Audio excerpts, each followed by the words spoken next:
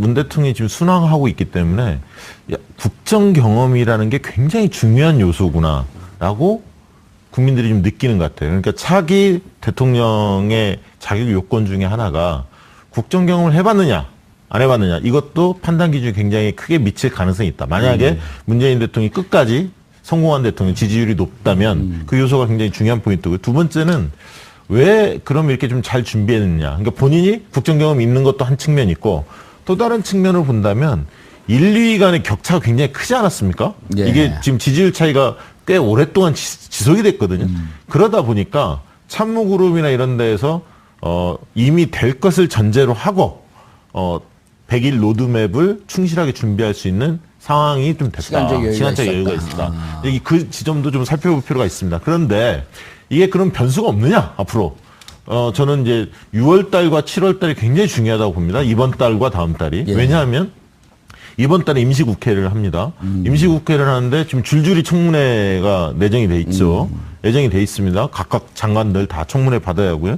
두 번째는 추경을 통과를 시켜야 합니다. 국회에서. 일자리 지금 약속을 하셨는데 추경을 통과하려면 야당을 설득을 해야 하는데, 지금 야당에서는 공공부문 일자리에 관련된 추경에 대해서는 반대 입장을 지금 표명하고 있거든요. 그렇죠. 정치력을 얼마나 발휘할 수 있느냐, 이 문제 굉장히 중요하고요. 그다음에 이제 개혁과제를 입법화할 수 있는, 그런 밀어붙일 수 있는 힘이 있느냐. 그리고 마지막으로 중요한 거는 사드나 북핵 문제, 그리고 정상회담들이 계속 있습니다. 6, 7월 달에. 그래서 그 외교 무대에 있어서의 대통령의 능력을 잘 발휘할 수 있냐. 이런 문제들이 앞으로 놓여 있기 때문에 6, 7월을 어떻게 보내느냐가 굉장히 중요하다, 이렇게 보여집니다. 이택수 대표님, 대체적으로 지금 이제 박지원 부대표가 지적한 내용을 보면 그 중에서 이제 정상회담은 오히려 플러스 요인 아닌가요? 그렇습니다. 늘 그래 왔었죠. 예. 박근혜 전 대통령이나 뭐 이명박 전 대통령이나 G20 정상회담이라든지 아니면 주요국 강대국 정상들과 회담을 하면 항상 지지율은 올랐었습니다. 예. 그리고 이제 워낙 고공행진을 하는 지금 상황이라서 이제 유시민 작가 같은 경우는 이럴수록 더 조심해야 된다, 이런 예. 얘기를 한 적이 있는데요. 내부에 이제 권력 투쟁이라든지 아니면 긴장감이 느슨해지면서 또 불행의 씨앗이 뿌려질 수 있다, 이런 얘기를 했는데, 실제 뭐 5년 전, 10년 전을 돌이켜보면, 얘기 아니에요? 네? 너무 상투적인 얘기 아니에요? MB 때를 돌이켜보면 시쳇말로 잘 나갈 때 몸 조심해라. 맞습니다. 그 MB 때를 보면 예. 불과 취임한 이후에 4개월 만에 18%로 떨어진 적이 있었거든요. 저희 리얼미터 조사 결과에 따르면 당시에는 총선이 촛불이었죠. 네, 총선이 어느 정도 당시에는 한나라당이었죠. 한나라당이 예. 이기면서 이제 끝났는데, 또 친박 연대가 있었고 탈당해서 당선된 의원들을 뭐 복당시키느냐 마느냐, 이런 예. 정쟁이 있었고, 그 다음에는 말씀하셨던 미국산 쇠고기 문제가 터지면서 촛불 시위가 일어나서 6월 달에 18%까지 떨어진 적이 있습니다. 그리고 박근혜 전 대통령도 불과 한 달 만에 45%까지 떨어진 적이 있었는데요. 그때는 무슨 사건이 있었나요? 그 인사 부실 검증 논란. 계속 총리들이 줄줄이 낙마하면서. 네, 총리 낙마, 또 장관 후보자들이 여러 가지 구설에 휘말리면서 지지율이 45%까지 떨어지면서, 그때는 긍부정이 45대 최악의 인선이었죠. 44. 그때는 최악의 인선이었죠. 이명박 정부 때는 고소영 강부자 기억나시지 그렇죠, 않습니까? 인선 문제가 처음 있었고요. 박근혜 정부도 인선 문제가 있었고, 박근혜 정부는 사실 국정원 댓글 사건, 그런 부분들이 바로 일어나서 사실 그 국민적인 동력이 좀 약화된 측면은 있습니다. 사실 허니문 효과가 조금 떨어졌던 측면은 있습니다. 이명박 정권도 이택수 대표님. 네.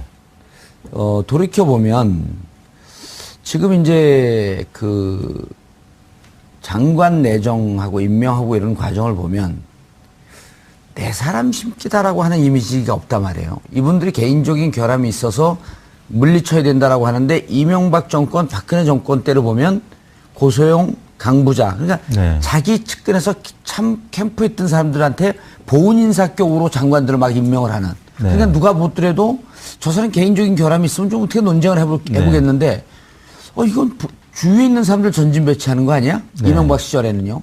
그리고 그때 4월 총선 때 보면 공천 학살이란 말이 있었거든요. 그렇습니다. 자기한테 반대되는 사람들 다 죽이고. 그런 점이 지금 아주 극렬하게 대비되는 거 아닌가요? 이제 삼철 중에 주요 또 인사들, 그다음에 최재성 전 의원까지 포함해서 마치 굉장히 오랫동안 고민한 흔적이 보였던 그 물러나는 글, 네, 많은 또 유권자들이 감동을 했었고요. 오히려 이제 문재인 대통령과 별 관계가 없는 분들을 또 중용을 하고 이런 모습 때문에 문재인 대통령이 더 지지율이 높아진 측면이 있죠. 예. 5년 전, 10년 전과 분명히 대비되는 그런 인사 스타일이었던 것 같습니다. 과거에는 이제 특정 교회 인맥들도 막 중요한 소망교회. 경우, 뭐 특정 교회라 그래 이미 다 나오는데. 이명박 정부 때는 뭐 그런 것도 이명박 전 있었고요. 대통령 무서워요? 예? 왜 특정 교회라 그래요? 아니 그 말할 기회를 한번 드렸습니다. 그래요? MB 저격수시잖아요. 과거의 저격수죠. 이제 다 보도 안고 가야죠. 아 그래요? 네. 그러면 MB가 곧 후배가 될 뿐인데. 아니 MB가 이게 다시 언론에 이렇게 부각되고 예. 4대강 문제도 막 이게 일어나지 않습니까? 예. 기분이 좋으시죠? 그래도 요즘에? 국립선언에 이제 곧 후배가 되실 뿐인데 후배를 잘 보도 안고 가야죠. 네.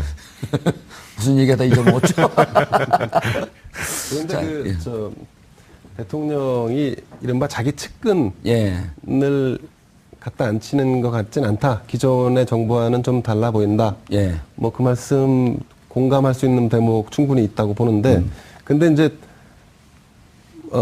현재 정부와 진영이 다른 쪽에서 바라볼 때는 예.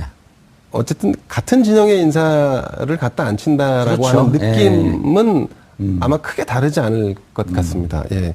지금 이제 이런 것, 이거는 아마 지극히 문재인 대통령의 개인 스타일을 아마 반영하지 않았나 싶은데요. 문 대통령이 사실은 그 패권 논란이 있었지만 실제로는 패권을 굉장히 거부하거나 이런 그 굉장히 이런 스타일이었기 때문에, 그리고 이제 상대를 굉장히 존중하고 예. 모든 사람들을 다 동등한 집이나 위치에서 대하는 이런 스타일이 있었단 말이죠. 예. 그러니까 내가 함께 논의할 수 있는 우리 진영의 어떤 인사라고 한다면 거기서 더 우열을 가려서 측근이니 아니니라고 하는 잣대를 갖지 않으시는 스타일인 것 같습니다. 네. 그러니까 그런데 그 이제- 지점에서는 하나만 더 얘기를 예. 하면 과거 이명박 정부와 박근혜 정부는 예를 들어 이명박 정부는 친이계만 썼다는 거죠.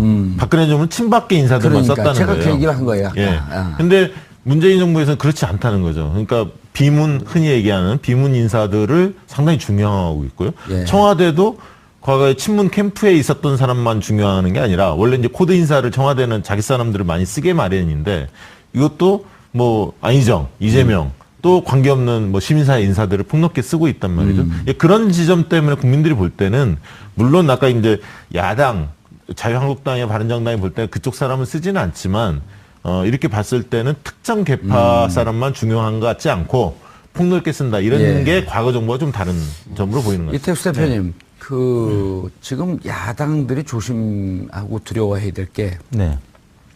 야당 의원들을 지금 총리나 부총리나 장관에 줄줄이 임명을 하면서 인사청문회에서 낙마하면 네.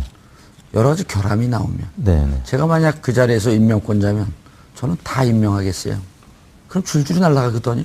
네. 그럼 그 정당 어떻게 버팁니까? 그래 지금 야당은 고마워야 되는 거 아니에요? 임명 안 해주는 게. 그렇죠. 만약에 그런 묘수를 쓴다면 지금 누가 살아날까요? 당연히. 5가지 기준을 강력하게 세워놓고. 거의 없겠죠. 네. 그러니까 야당은 그러다 보니까 고마워하고. 지금 그 자유한국당 지지율을 비롯한 야당의 지지율이 계속 어떻게 보면 질이 멸렬한 상황이고요. 예. 민주당 지지율은 지금 56.7%까지 저희 그러니까 리얼미터 역대 조사에서는 최고죠. 역대 최고입니다. 다만 이제 이 보수 정당에서는 이제 YS 때 민자당이 59%까지 올라간 적은 있습니다. 그래서 59%를 민주당이 이 기록을 깰 수 있을 것이냐 예. 이 부분도 관전 포인트인데요. 아무튼 오늘 발표된 갤럽 조사에서도 50%를 기록을 했는데 예. 지금 나머지 정당들 자유한국당, 국민의당, 바른정당, 정의당 모두 지금 그래프로 보시지만 한 자릿수를 기록하고 있기 때문에 예, 거의 뭐 10명 중에 1명가량만 지지를 예. 보내는 그런 상황이 이어지고 저 있습니다. 4개 정당 합한 게 41%네요. 네. 이게 이해가 안 되는 게 예. 그 대선에 있어서 뭐랄까 선거 결과를 보면 1등 후보와 2등 후보 간의 격차 굉장히 컸잖아요. 그렇죠. 690만 그런데 표인가요? 예, 590만 557만 표죠. 557만 표인데 과거의 선례를 보면 2007년 모델하고 거의 똑같지 않습니까? 예. 그런데 이쯤 되면 되게 정프 운동이나 당 쇄신 운동이 세게 벌어집니다. 그리고 심각하게 친정당이. 예, 친정당이 당연히 그런 거죠. 당대표 교체해라부터 시작해서 초재선 의원들이 막 들고 일어나고 대선 평가도 굉장히 그 다른 의견을 가진 사람들을 외부 전문가들 많이 모셔서 듣는데 지금의 야당들은 지리멸렬하거든요. 그리고 그런 어떤 반성의 느낌을 보여주지 못하고 있어요, 사실은. 그렇기 때문에 상당 기간 예. 야당이 지지율이 올라갈 가능성이 한두 달 내에는 잘 보이지 않는다. 그런 측면에서 좀 뼈아프게 반성할 필요가 있습니다. 그러니까 소수의 지지층을 겨냥해서 지금 자유한국당의 목소리를 내는데 어떻게 보면 외곽을 때려서 내부 결속을 도모하고 있거든요. 외곽이라는 건 정부 여당을 때리는 겁니다. 정부를 대통령을 때려서 소수지만 보수층을 결집을 시키겠다 이런 목적이지만 이게 국민들한테는 울림이 없는 거죠. 왜냐하면 큰 틀에서 잘하고 있다는 평가가 지배적이기 때문에 태풍이 세게 불 때는 고개를 혼자 쳐들다가는 이게 부러지는 경우가 있습니다. 그러니까 큰 흐름 속에서 국민들이 문재인 대통령이 지금 잘한다라고 나온다면 그 흐름을 존중하고 함께 가려는 노력이 좀 필요하다. 그런 점에서 국민의당, 바른정당 쪽에다 박수를 많이 보내고 있는 거거든요. 네. 반대를 해도 들어서 반대를 하고, 네. 잘하는 것은 박수를 보내고. 그런데 대구 경북에서 거의 80% 육박한다고요? 그거 아주 특이한 현상 아니에요? 문재인 대통령의 예, 지지율이 지지율. 굉장히 높게 나타나고 있는데 이제 정당 어떻게 지지율만 봐야 되나요, 보면 대구 경북에서 민주당이 45.4%고 자유한국당이 19.1%입니다. 그리고 바른정당이 11%. 갤럽 조사를 보면 대구 경북에서 민주당이 34%, 바른정당이 22%, 한국당이 18%. 그래도 어느 걸 조사를 봐도 다 높네요. 그렇습니다. 민주당 지지율이 굉장히 높고 한국당과 바른정당의 지지율이 심지어 대구 경북에서조차 이게 지금 작게 나오고 있기 때문에 한국당 혹은 바른정당 입장에서는 뭔가 이제 쇄신하는 모습을 보여줘야 되는데 방금 박 부대표님 말씀하셨지만 과거 대선 후보들은 대선이 끝나고 패배하면 외국으로 있거나 한 발자국 물러서 있는 모습도 보여주고 또 당도 체질 개선을 하고 이런 모습을 보여왔었는데 지금 사실 전혀 그렇지 않은 홍준표 모습을 보이고 있죠. 후보는 외국으로 갔는데 트윗은 귀국을 했고. 안철수 후보는 지금 실제로 정치 활동을 하고 있고. 예, 전국을 돌고 있고. 그렇습니다. 내일 모레 선거 있는 것처럼. 그러다 보니까 오히려 자신이 득표했던 득표율보다도 정당 지지율이 지금 낮은 상황이거든요. 변수가 아까 잠깐 개괄적으로 전체적으로 위험 변수, 돌발 변수 혹은 지뢰가 어디에 있을지 포괄적으로 좀 개괄적으로 검토를 해봤는데 구체적으로 하나씩 한번 좀 짚어보죠. 이런 부분에 대해서 어쨌든 잘 타고 넘어가야 되거든요. 그렇습니다. 그 지뢰나 함정이 없는 건 아니거든요. 저는 가장 중요한 대목은 협치의 이 밸런스를 아름답게 유지해가는 게 가장 중요할 것 같습니다. 지금 현재 지금 아름답지가 않은가요? 지금 현재는 이제 잘 가고 있는 방향이죠. 근데 잘 가고 있기 때문에 예컨대 이낙연 국무총리 인준만 놓고 본다면 자유한국당이 소외되는 느낌이고 나머지 정당이 같이 국정을 운영하는 이런 모델로 해서 지금 끌어오는 거죠. 근데 아마 지금 현재 집권 여당은 이런 모델을 가장 이상적으로 여기고 있을 겁니다. 다만 이것이 어느 순간 예컨대 국정에서 실수가 나오든지 아니면 집권 여당이 다소 오만한 모습을 보일 때 그럼 이 협치가 깨지기 시작하는데 깨지면 어느 순간 갑자기 여소야대의 냉엄한 현실 속에 빠져들 수가 있습니다. 그게 국정의 발목을 잡거나 지지율 하락 혹은 국정수행 평가의 하락으로 이어질 가능성이 매우 높죠. 협치가 균열될 때. 그렇습니다. 네.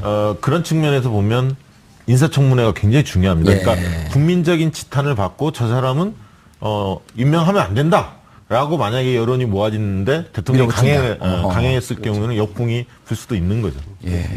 그럴 경우에는 빼낼 수 있는 카드가 야당을 다 장관으로 지명하는 거예요? 대개는 국민 여론이 안 좋거나 아니면 여당 내에서도 저 사람은 안 된다 이런 경우에는 임명을 강행했을 때 역풍이 부는 경우가 분명히 있습니다. 이택수 대표님, 사드 문제와 북핵 문제, 남북 관계 이게 이제 가장 큰 복병일 것이다.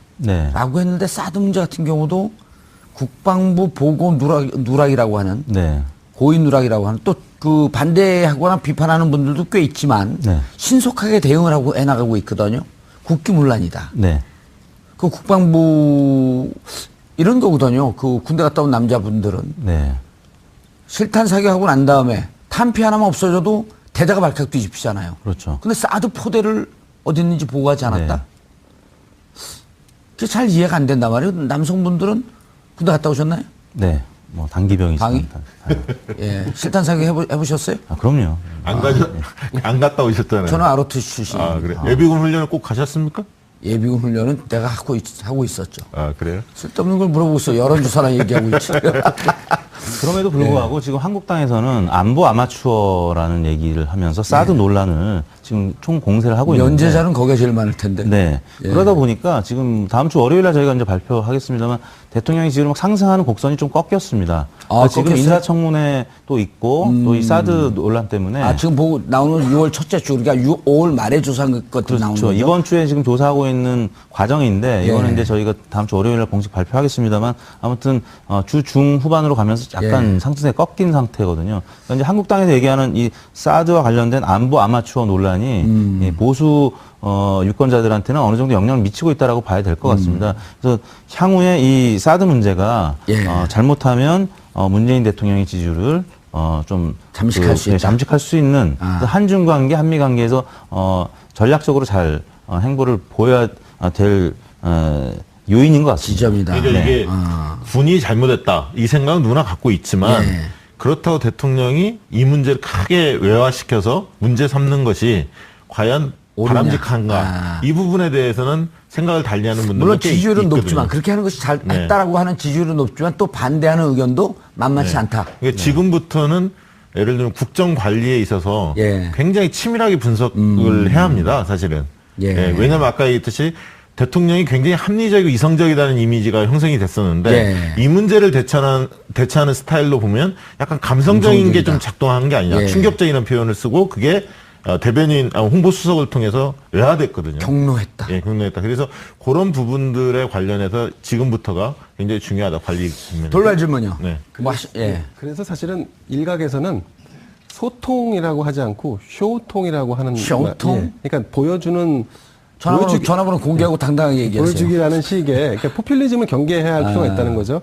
지금 정부가 인기가 높으니까 잠깐 그 착시 현상이나 아니면 약간 우쭐할 수 있어요. 근데 이제 국민이 무엇을 원하냐면 성과를 원한다고요. 아하. 그러니까 성과를 내지 못했을 때 오는 그 실망 매물이 굉장히 크게 알겠습니다. 작용할 수 있기 때문에 저라면 제가 만약에 전략가라면 이런 조언을 해드리고 싶습니다. 인위적인 지지율 조정까지도 고려해 볼 필요가 있다. 하나만 짧게 얘기하면 예.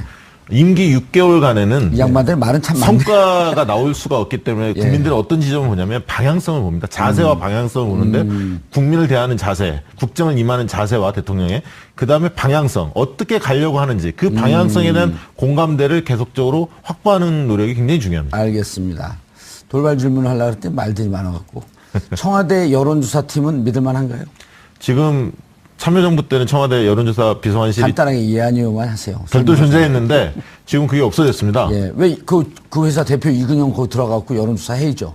최고의 전문가. 그 당시에 비서관 했던 사람이 십몇 년 지나 또 비서관 한다는 게. 아니 여론조사 수석을 다시 만들면 되죠. 아니, 수석실은 없었습니다 원래. 예, 예. 비서관실만 있었는데. 아니 여론조사가 중요하거든요. 그 예. 동향을 읽고 네. 그리고 여론조사 아까 뭐 인위적인 조정까지도 필요하다라고 했는데 네. 실질적으로 여론조사라고 하는 흐름은 거의 과학적으로 분석이 되는 거 아니에요? 그러니까 이게 지지도만을 보려고 하기 때문에 문제가 되는 거예요. 그러니까 지지도에 숨어 있는 이유들 여러 가지가 있는데 그런 부분을 심층적으로 분석을 해야 하는데 지금 청와대에서 과연 얼마나 여론조사에 대한 그 비중을 두고 고민을 하는지는 아직은 모르겠습니다. 바로 비판을 하시네.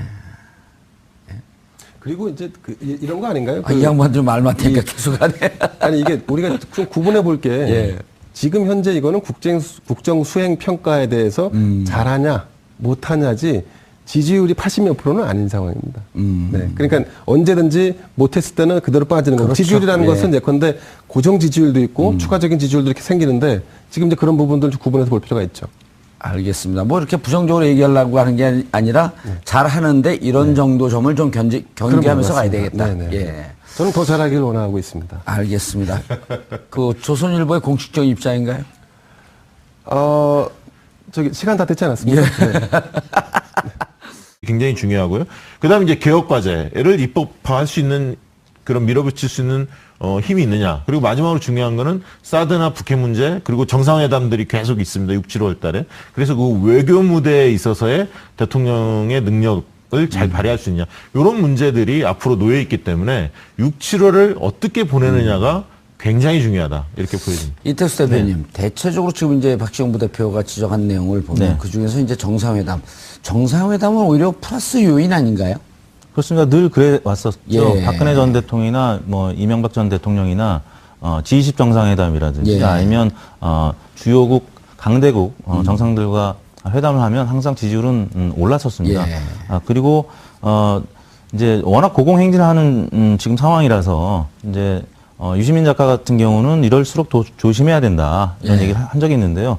내부에 이제 권력 투쟁이라든지 아니면 긴장감이 느슨해지면서 또 불행의 씨앗이 뿌려질 수 있다 이런 얘기를 했는데 실제 뭐 5년 전, 10년 전을 돌이켜 보면 얘기 아니에요? 네? 너무 상투적인 얘기 아니에요? MB 때를 돌이켜 시쳇말로 보면 잘 나갈 때 몸 조심해라. 맞습니다.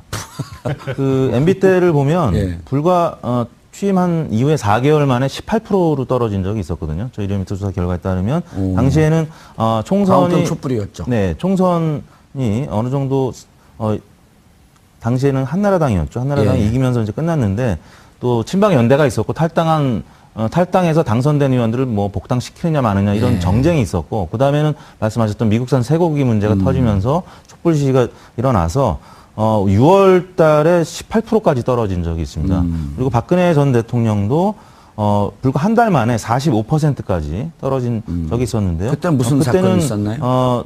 그 인사 부실 검증 논란. 계속 총리들이 줄줄이 낙마하면서. 네, 총리 낙마, 또 장관 후보자들이 여러 가지 구설에 휘말리면서 지지율이 45%까지 떨어지면서 그때는 긍부정이 45대 최악의 인선이었죠, 44. 그때는. 최악의 네. 인선이었죠. 이명박 정부 때는 고소영 강부자 기억나시지 그렇죠, 않습니까? 인선, 예. 네, 인선 문제가 처음 있었고요. 박근혜 정부도 인선 문제가 있었고 박근혜 정부는 사실 국정원 댓글 사건 예. 그런 부분들이 이렇게 바로 일어나서 사실 그 국민적인 동력이 예. 좀 약화된 측면은 있습니다. 사실 허니문 효과가 조금 떨어졌던 측면은 있습니다. 이명박 정권도 이택수 대표님. 네. 돌이켜보면 지금 이제 그 장관 내정하고 임명하고 이런 과정을 보면 내 사람 심기다라고 하는 이미지가 없단 말이에요. 이분들이 개인적인 결함이 있어서 물리쳐야 된다라고 하는데 이명박 정권, 박근혜 정권 때를 보면 고소영, 강부자. 그러니까 네. 자기 측근에서 참 캠프에 있던 사람들한테 보훈 인사격으로 장관들을 막 임명을 하는. 그러니까 누가 보더라도 저 사람 개인적인 결함이 있으면 좀 어떻게 논쟁을 해보겠는데 이건 주위에 있는 사람들 전진 배치하는 거 아니야? 네. 이명박 시절에는요. 그리고 그때 4월 총선 때 보면 공천 학살이란 말이 있었거든요. 그렇습니다. 자기한테 반대되는 사람들 다 죽이고. 네. 그런 점이 지금 그 아주 극렬하게 대비되는 거 아닌가요? 이제 삼철 중에 주요 또 인사들, 예. 그다음에 최재성 전 의원까지 포함해서 마치 굉장히 오랫동안 고민한 흔적이 보였던 그 물러나는 글에 많은 또 유권자들이 감동을 했었고요. 오히려 이제 문재인 대통령과 별 관계가 없는 분들을 또 중용을 하고 이런 모습 때문에 문재인 대통령이 더 지지율이 높아진 측면이 있죠. 예. 5년 전, 10년 전과 분명히 대비되는 그런 인사 스타일이었던 것 같습니다. 과거에는 이제 특정 교회 인맥들도 막 중요한 소망교회. 경우, 뭐 예. 특정 교회라 그래. 이미 다 나오는데. 이명박 정부 때는 뭐 그런 것도 이명박 전 있었고요. 대통령 무서워요? 예? 왜 특정 교회라 그래요? 아니 그 말할 기회를 한번 드렸습니다. 그래요? MB 저격수시잖아요. 과거의 저격수죠. 이제 다 보도 안고 가야죠. 아, 그래요? 네. 그러면. MB가 곧 후배가 될 뿐인데. 아니 MB가 이게 다시 언론에 이렇게 부각되고 예. 4대강 문제도 막 이게 일어나지 않습니까? 예. 기분이 좋으시죠? 그래도 요즘에? 국립선언에 이제 곧 후배가 되실 뿐인데 후배를 잘 보도 안고 가야죠. 네. 무슨 얘기하다 잊어먹었죠. 문 대통령이 지금 순항하고 있기 때문에 국정 경험이라는 게 굉장히 중요한 요소구나라고 국민들이 좀 느끼는 것 같아요. 그러니까 차기 대통령의 자격 요건 중에 하나가 국정 경험을 해봤느냐 안 해봤느냐 이것도 판단 기준이 굉장히 크게 미칠 가능성이 있다. 만약에 문재인 대통령이 끝까지 성공한 대통령 지지율이 높다면 그 요소가 굉장히 중요한 포인트고요. 두 번째는 왜 그럼 이렇게 좀 잘 준비했느냐. 그러니까 본인이 국정 경험이 있는 것도 한 측면이 있고 또 다른 측면을 본다면 1, 2위 간의 격차가 굉장히 크지 않았습니까? 예. 이게 지금 지지율 차이가 꽤 오랫동안 지속이 됐거든요. 그러다 보니까 참모그룹이나 이런 데에서 이미 될 것을 전제로 하고 100일 로드맵을 충실하게 준비할 수 있는 상황이 좀 됐다. 시간적 여유가 있다. 그 지점도 좀 살펴볼 필요가 있습니다. 그런데 이게 그럼 변수가 없느냐 앞으로 저는 이제 6월 달과 7월 달이 굉장히 중요하다고 봅니다. 이번 달과 다음 달이. 예. 왜냐하면 이번 달에 임시국회를 합니다. 임시국회를 하는데 지금 줄줄이 청문회가 내정이 돼 있죠. 예정이 돼 있습니다. 각각 장관들 다 청문회 받아야 하고요. 두 번째는 추경을 통과를 시켜야 합니다. 국회에서. 일자리 지금 약속을 하셨는데 추경을 통과하려면 야당을 설득을 해야 하는데 지금 야당에서는 공공부문 일자리에 관련된 추경에 대해서는 반대 입장을 지금 표명하고 있거든요. 그렇죠. 그러니까 정치력을 얼마나 발휘할 수 있느냐. 이 문제가. 그런데 대통령이 이른바 자기 측근을 예. 갖다 앉히는 것 같진 않다. 기존의 정부와는 좀 달라 보인다. 예. 뭐 그 말씀 공감할 수 있는 대목 충분히 있다고 보는데, 근데 이제 현재 정부와 진영이 다른 쪽에서 바라볼 때는 예. 어쨌든 같은 진영의 인사를 갖다 앉힌다라고 그렇죠. 하는 느낌은 아마 크게 다르지 않을 것 같습니다. 예. 지금 이제 이런 것, 이거는 아마 지극히 문재인 대통령의 개인 스타일을 아마 반영하지 않았나 싶은데요.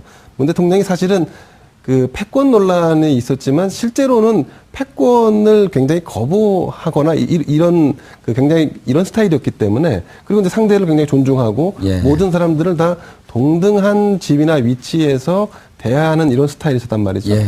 그러니까 내가 함께 논의할 수 있는 우리 진영의 어떤 인사라고 한다면 거기서 더 우열을 가려서 측근이니 아니라고 하는 잣대를 갖지 않으시는 스타일인 것 같습니다. 네. 그러니까 그런데 그 이제- 지점에서는 하나만 더 얘기를 예. 하면 과거 이명박 정부와 박근혜 정부는 예를 들어 이명박 정부는 친이계만 썼다는 거죠. 박근혜 정부는 친박계 인사들만 그러니까 썼다는 제가 거예요. 그 얘기를 한 거예요. 아까. 예. 아. 근데 문재인 정부에서는 그렇지 않다는 거죠. 그러니까 비문, 흔히 얘기하는 비문 인사들을 상당히 중요하고 있고요. 예. 청와대도